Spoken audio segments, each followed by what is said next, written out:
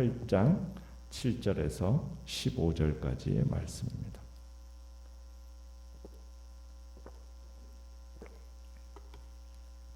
열왕기하 8장 7절부터 15절까지 우리 한 목소리로 같이 읽겠습니다. 시작. 엘리사가 다메섹에 갔을 때에 아람 왕 베나닷이 병들었더니 왕에게 들리기를 이르되 하나님의 사람이 여기 이르렀나이다 하니 왕이 하사엘에게 이르되 너는 손에 예물을 가지고 가서 하나님의 사람을 맞이하고 내가 이 병에서 살아나겠는지 그를 통하여 여호와께 물으라.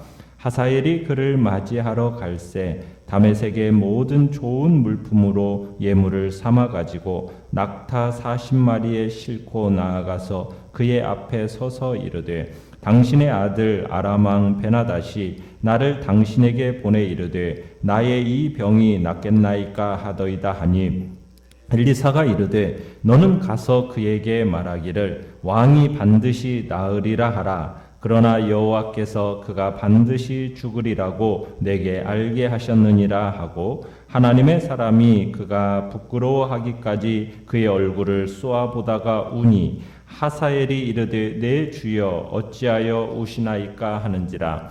대답하되 내가 이스라엘 자손에게 행할 모든 악을 내가 알미라. 내가 그들의 성에 불을 지르며 장정을 칼로 죽이며 어린아이를 맺히며 아이 벤 부녀를 가르리라 하니 하사엘이 이르되 당신의 개 같은 종이 무엇이기에 이런 큰 일을 행하오리까 하더라. 엘리사가 대답하되 여호와께서 내가 아람 왕이 될 것을 내게 알게 하셨느니라 하더라.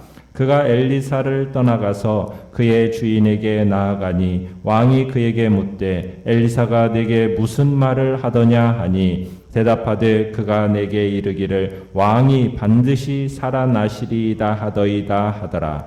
그 이튿날에 하사엘이 이불을 물에 적시어 왕의 얼굴에 덮음에 왕이 죽은지라. 그가 대신하여 왕이 되니라. 아멘. 오늘 말씀의 제목은 하나님의 주권을 인정하는 삶이라는 제목으로 말씀을 나눕니다. 엘리사가 오늘 본문은 아람의 수도 다메섹을 방문했을 때의 일입니다. 그 당시 아람 왕이었던 베나닷이 깊은 병에 들어 누워 있었죠. 그러다가 엘리사가 다메섹에 있다는 소식을 듣게 된 겁니다. 자, 내용관찰 문제 1번을 보시면 아람 왕 베나닷은 자신의 병에 대해 누구에게 묻기를 원합니까? 베나닷은 자신의 오른팔과 같은 신하 하사엘에게 예물을 잔뜩 들려서 엘리사에게 보내서 자신이 과연 이 병에서 나을 수 있는지를 묻게 하고 있습니다.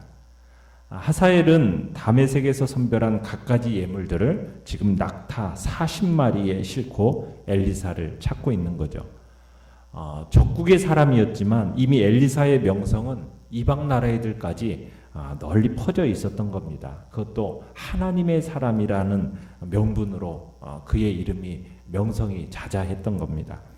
아람 군대 장관 나아만의 문둥병 치료나 또 이스라엘과의 아람과의 전쟁에서 드러난 엘리사의 역할이 아마 전설이 되어 있었던 것 같았습니다. 그래서 하나님을 안 믿는 그들도 하나님의 사람으로서 엘리사를 두려워하고 존경했던 겁니다. 자, 베나닷은 하사엘을 보내서 엘리사를 극진히 대접하면서 엘리사에게 왕이 스스로를 9절에 보면은 당신의 아들이라는 표현을 쓰면서 아주 겸손한 자세를 취하고 있는 것을 보게 됩니다. 불신자이긴 했지만 베나닷은 지금 생사의 기로에 서서 정말 진실하고 가난한 마음으로 하나님의 뜻을 구한 거죠. 그렇지만 안타깝게도 때는 이미 늦었습니다.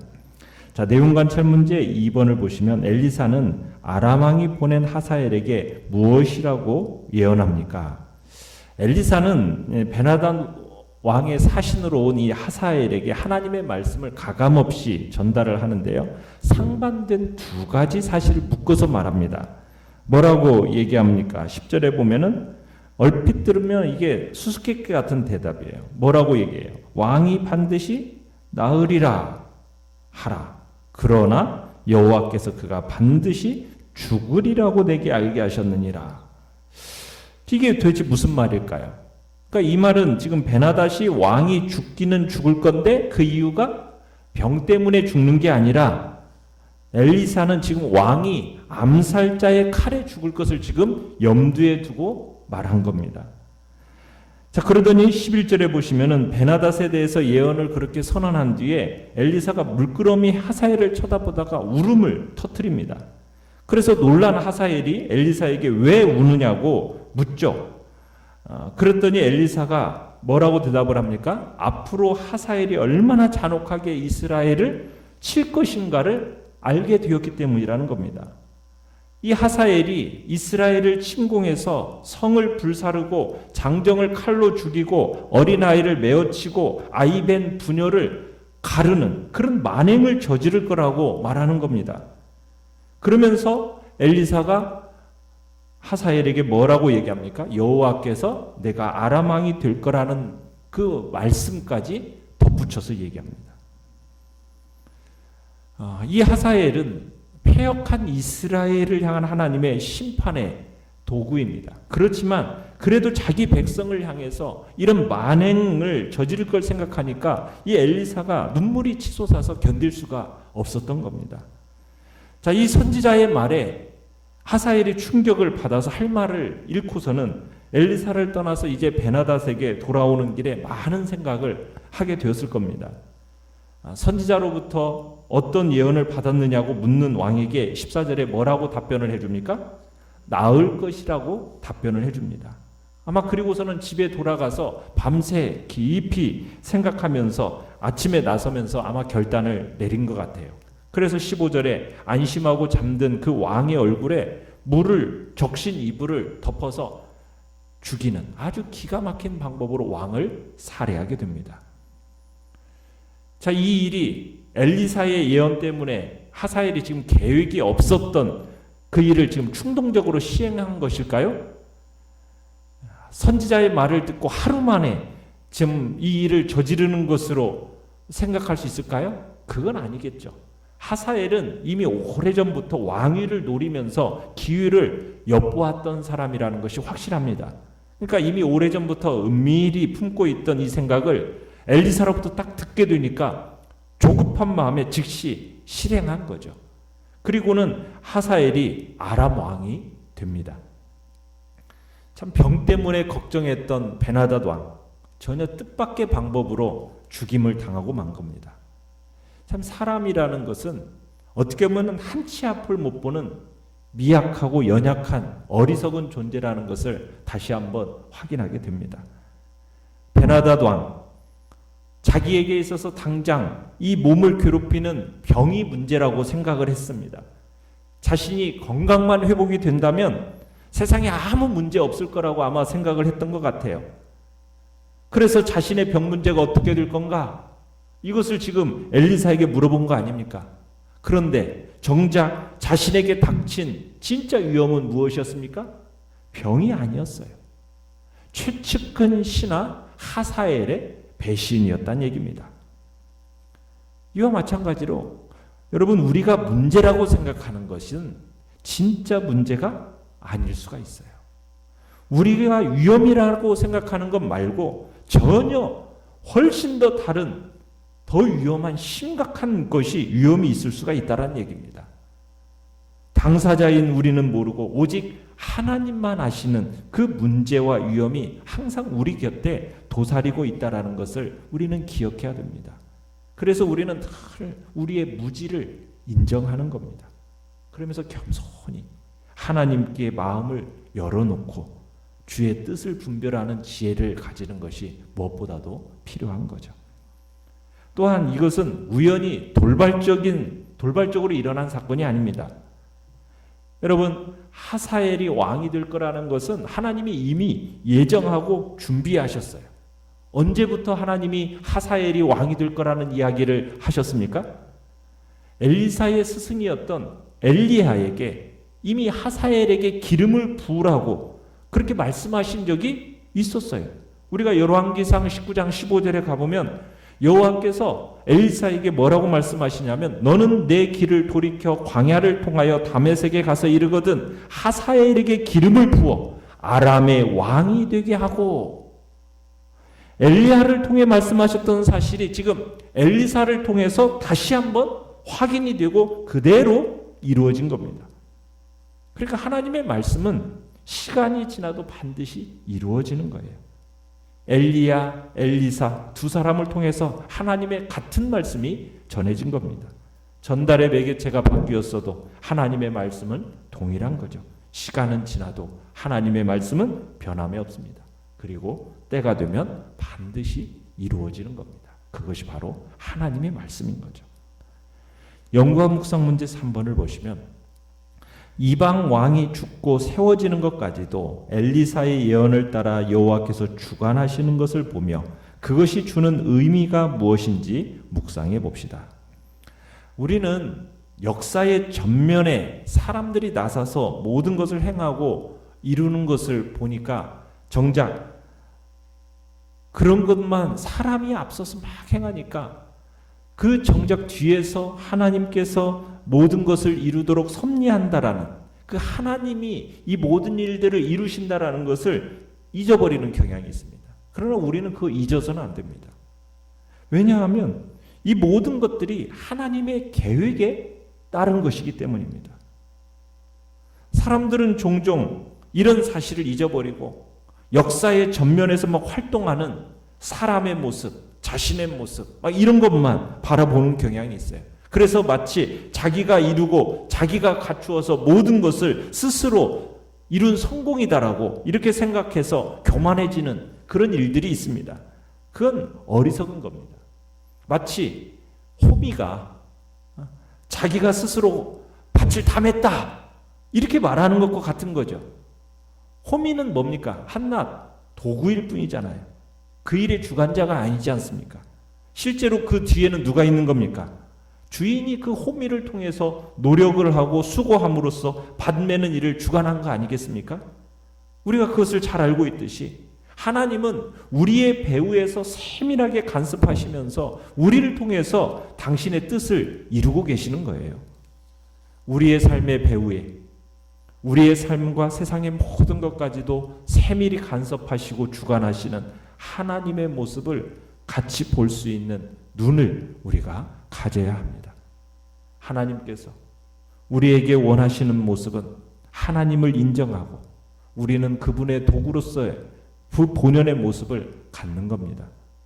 우리의 눈이 광대한 하나님의 섭리를 바라보고 그 하나님의 절대 주권을 인정할 때 우리는 비로소 도구다운 겸손을 가질 수 있게 되는 거죠.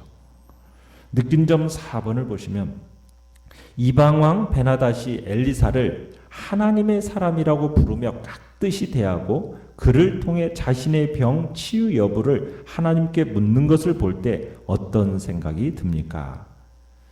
여러분, 이방 사람들조차도 엘리사 뒤에 계시는 하나님을 인정하면서 엘리사를 하나님의 사람이라고 이렇게 불렀던 것을 볼 때 우리는 성도라는 사람은 불신자들에게도 인정받는 삶을 살아야 한다라는 생각을 하게 됩니다. 우리가 하나님의 사람으로서 인정을 믿지 않는 사람들에게도 받아야 된다는 얘기예요. 우리가 하나님의 사람으로 인정받기 위해서는 하나님이 우리와 함께 하신다라는 표시가 필수적입니다. 우리가 이러한 인정을 받기 위해서 어떤 표시를 가져야 하겠습니까? 우리가 그렇다고 해서 물론 엘리사처럼 무슨 하나님의 어떤 능력을 행할 수 있는 그럴 수만 있다면 뭐 가장 확실하겠지만 하나님께서는 그 시대와 그 상황에 따라서 역사하시기 때문에 오늘날에는 그렇게 초자연적인 능력이 잘 일어나지 않습니다. 예수 그리스도를 알지 못했던 엘리사의 시대에는 사람들의 구원을 위해서 하나님의 그 능력을 보여줄 필요가 있었죠. 그렇지만 오늘날 예수 그리스도를 구원의 길로 가르쳐 주신 오늘날에는 이런 능력을 보여줄 필요성이 현저하게 줄어들었습니다. 그렇기 때문에 이적적인 현상이나 기적적인 현상이 자연적으로 줄게 됐어요. 그렇다면 오늘날 우리가 하나님의 사람이라는 표시를 세상 사람들에게 어떻게 보여줌으로 나타낼 수 있겠습니까? 우리가 예수 그리스도를 믿음으로 말미암아 그분의 보혈로 구원받은 자라는 그 삶을 우리가 세상 가운데 보여주고 나타내야 됩니다. 그 구원받은 자의 삶이 어떻게 세상 가운데 나타내지겠습니까? 그에 대해서 사도 바울이 갈라디아서 5장 22절로 24절에서 이렇게 얘기합니다. 예수 그리스도의 사람들은 육체와 함께 육체의 정욕과 욕심을 십자가에 못 박고, 그리고 성령의 열매, 사랑과 희락과 화평과 오래 참음과 자비와 양성과 충성과 온유와 절제를 소유해야 한다, 이렇게 말씀하고 있어요. 그러니까 우리 성도들은 우리의 삶 속에서 이러한 열매들을 맺도록 많은 노력을 해야 됩니다. 우리가 세상과는 구별된 존재라는 그 삶을, 우리가 그런 모습을 갖는다면 불신자들조차도 우리를 하나님의 사람으로 인정하게 된다는 얘기죠. 우리가 불신자들과 구별되어서 하나님의 사람으로서 인정받고 있는가? 우리는 한번 돌아봐야 됩니다. 혹여나 우리가 그들과 별반 다르지 않는 삶을 살고 있다면 우리는 주님 앞에서 다시 한번 돌이켜야 할 필요성이 있는 거죠. 하나님은 지금도 우리가 당신의 사람으로서 살아가기를 원하고 계십니다. 하나님의 사람이라는 그런 인정이 불신자들로부터 참으로 우리에게 나타날 수 있도록 우리의 삶 속에서 어두움은 벗어버리고 하나님의 빛으로서 살아가는 복된 일이 나타나기를 간절히 축원합니다. 결단과 적용 5번을 보시면 세상 사람들이 나를 뭔가 다른 사람으로 여기며 상담하러 찾아올 만큼 그들에게 좋은 영향력을 끼치고 있습니까? 하사엘을 통해 이스라엘을 치시듯 때때로 하나님은 불신자들을 통해서도 일하십니다. 악인을 세우시는 것이 못마땅할지라도 주권자 되신 하나님의 뜻에 순복하겠습니까? 이 시간 주님 앞에 하나님 주권자 되신 그 하나님을 생각하시면서 기도하며 나가시길 바랍니다. 오늘의 기도 같이 읽겠습니다. 시작. 구별된 하나님의 사람으로서 세상 사람들에게 하나님이 어떤 분이신지를 보여주는 삶을 살게 하소서. 아멘.